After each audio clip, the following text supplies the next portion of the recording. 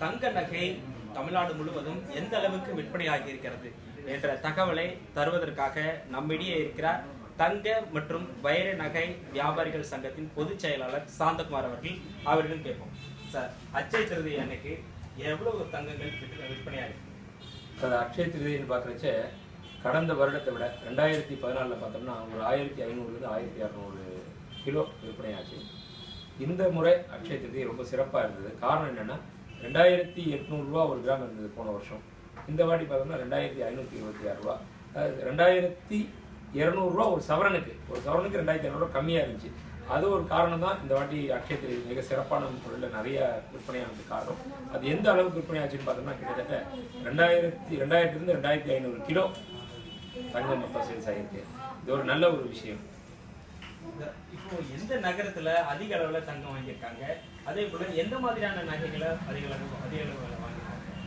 நான் சொன்ன இது பார்த்தோம்னா தமிழ்நாடு முழுக்க இருக்கிற இதில் இந்த 2500 கிலோ, அதில் கிட்டத்தட்ட ஒரு 50% பார்த்தீங்கன்னா சென்னை மற்றும் சுற்றுவட்டத்திலே அந்த அளவுக்கு நல்ல ஒரு இது பிஜி தான். மற்ற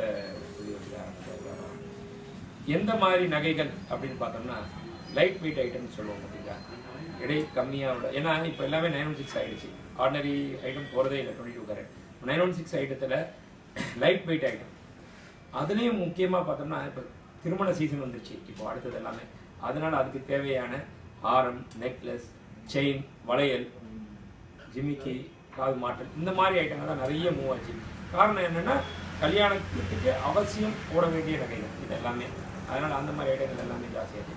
காயின் வியாபாரம் ரொம்ப ரொம்ப குறைவு தான் இந்த வாட்டி சொல்ல போனால், கொஞ்சம் கம்மியாக தான் போச்சு. மற்ற ஆர்னமெண்ட்ஸ் வியாபாரம் நிறைய நல்லா போச்சு. நன்றி சார். அட்சய திருதியை அன்று 2500 கிலோ அளவிற்கு தங்க நகைகள் விற்பனை ஆகியிருக்கிறதாக சொல்லியிருக்கிறார்.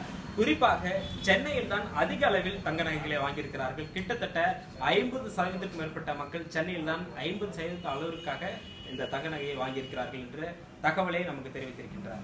தந்தி டிவி செய்திகளுக்காக ஒளிப்பதிவாளர் லூகாசுடன் தங்கமணி.